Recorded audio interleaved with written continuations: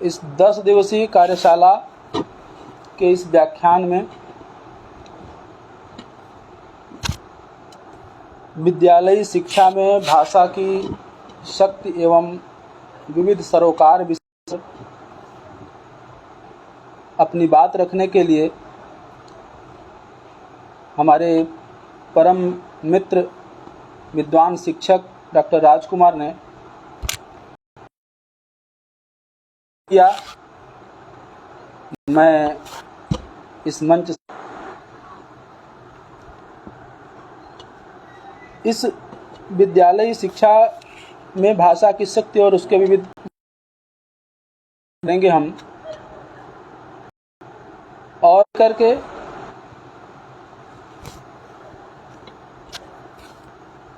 प्राथमिक कक्षा से लेकर के कक्षा 12 तक की यह जो शिक्षा व्यवस्था है जिसे हम विद्यालयी शिक्षा के नाम से जानते हैं, इस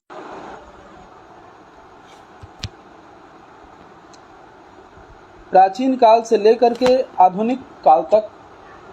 इस व्यवस्था का स्वरूप समाज में अस्तित्व में रहा है। विद्यालयी शिक्षा के माध्यम से मानवता की सेवा करने हेतु साहित्य के क्षेत्र में, संगीत कला के क्षेत्र में मित्रों, शिक्षा का जो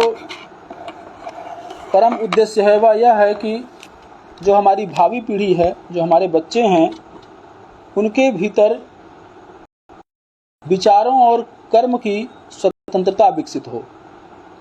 तथा साथ ही साथ वे अपने समाज के जो अन्य व्यक्ति हैं उनके कल्याण के लिए या उनके प्रति गई है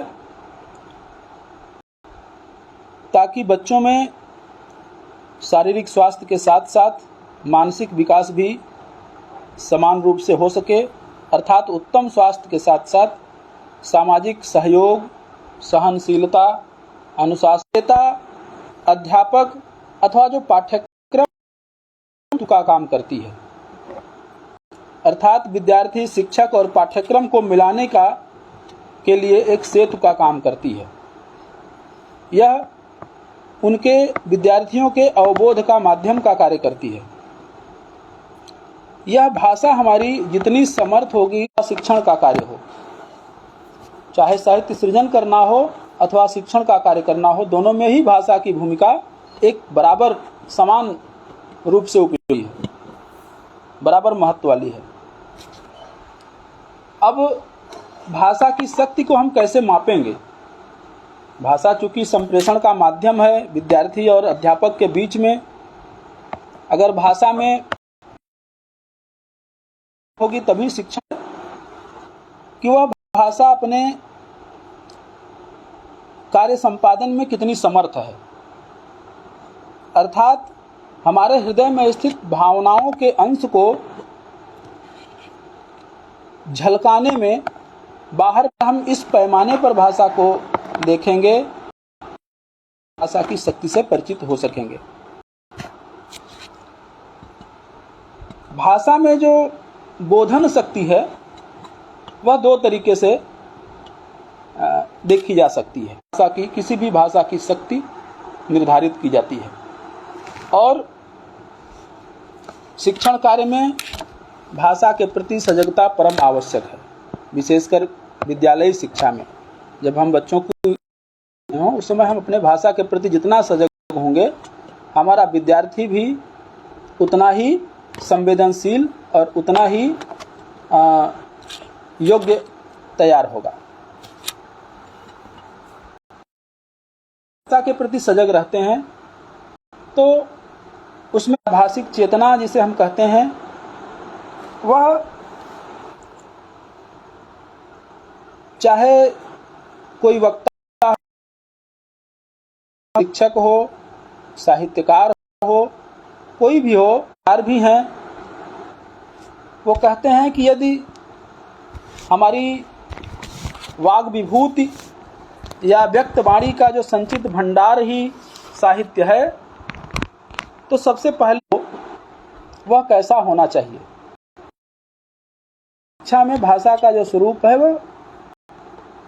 चाहे वह मातृभाषा के रूप में हो,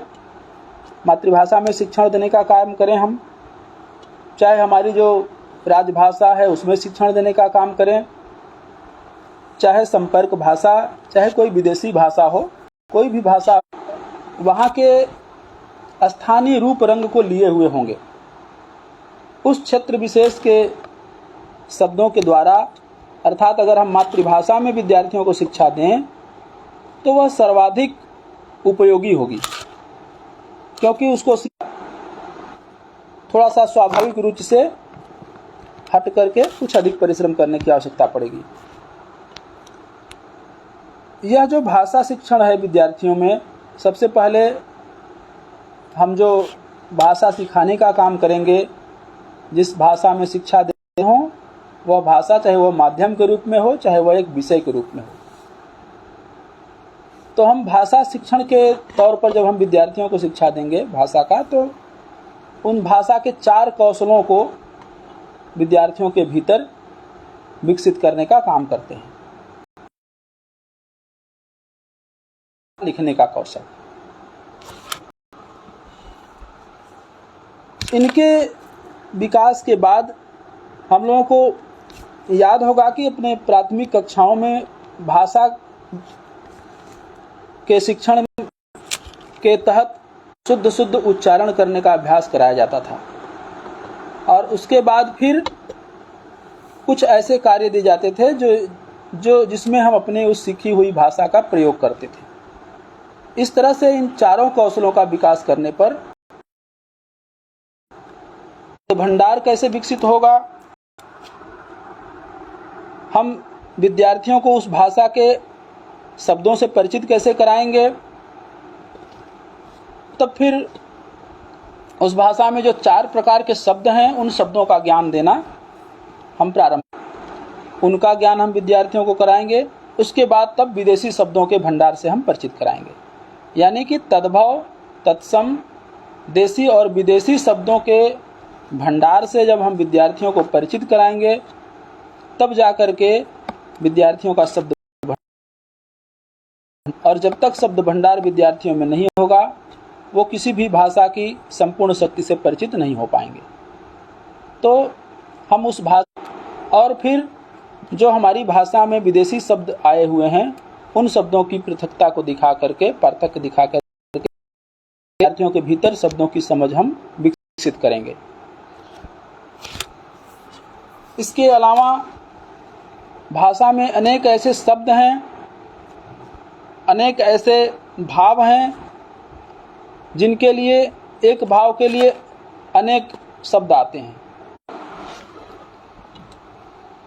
वाक्यांशों के लिए जो एक प्रयोग होता है उनका अभ्यास हो, अनेक अर्थवाची एक शब्द जो होते हैं जिनके अनेक अर्थ होते हैं उनका अभ्यास कराया जाना जरूरी है। उस भाषा के मुहावरों और लोकोक्तियों, कुछ जो प्रारंभिक स्तर के छंद हैं जिनसे कविताओं का निर्माण होता है, उन प्रारंभिक छंदों का भी वाचन अभ्यास कराया जाना चाहिए। उस भाषा के व्याकरण की भी जानकारी विद्यार्थियों को देनी चाहिए। वर्णमाला की जानकारी हो, स्वरों की जानकारी, व्यंजन की जानकारी हो, उस वर्णमाला के जितने भेद हैं, अक्षर हैं, अक्षरों के, उन सब की जानकारी विद्यार्थियों में देनी जरूरी होती है। जब विद्यार्थियों को भाषा के इस प्रारंभिक बेसिक चीज़ों का पता, मूलभूत चीज़ों का ज्ञान हो जाए, अभ्यास, इसके लिए हम विद्यार्थियों में कविता पाठ करने की, कविताओं का सस्वर वाचन करने की प्रवृत्ति को, उसके बाद हम उन्हें, जो कि इसका स्तर कक्षा 5 के बाद से शुरू हो जाता है, 4-5 से शुरू हो जाता है, विद्यार्थियों में कविता पढ़ाने की रुचि, पढ़ने की रुचि जागृत करना। अनौपचारिक पत्र हों, उन पत्रों को लिखने की कला विकसित करना विद्यार्थियों के भीतर। छोटे छोटे निबंधों को लिखने की कला, हम विद्यार्थियों को छोटे छोटे विषयों पर निबंध लिखने का अभ्यास करा करके भी उनके भाषा प्रयोग को माप सकते हैं, जांच सकते हैं। हम विद्यार्थियों को छोटे छोटे विषयों को दे करके उन विषयों पर उनसे भाषण करवा करके भी धीरे धीरे उनकी भाषिक शक्ति को बढ़ा सकते हैं। तो विद्यार्थियों में वर्णमाला के ज्ञान से लेकर के शब्द भंडार के ज्ञान, भाषा के कौशलों का विकास करके हम विविध प्रयोगों की तरफ, उन प्रयोगों में पर्यायवाची शब्दों का प्रयोग, विलोम शब्दों के प्रयोग, वाक्यांशों के लिए एक शब्द, अनेकार्थवाची शब्द, जो अभिव्यक्ति कौशल देखने के लिए हम छोटे छोटे और सरल आसान विषयों पर भाषण देने की कला का अभ्यास करवाए जाने चाहिए विद्यार्थियों में। इससे उनकी भाषिक शक्ति का क्रमशः धीरे धीरे विकास होता जाएगा। शब्द भंडार पर ध्यान देने के बाद उनका लेखन, उनका वाचन, उनका पठन पाठन, इसके द्वारा विद्यार्थियों में भाषिक शक्ति का विकास किया जा सकता है। को तो कविताओं, छोटी छोटी बाल कहानियों के माध्यम से साहित्य के प्रति रुचि विकसित की जाती है। उसके बाद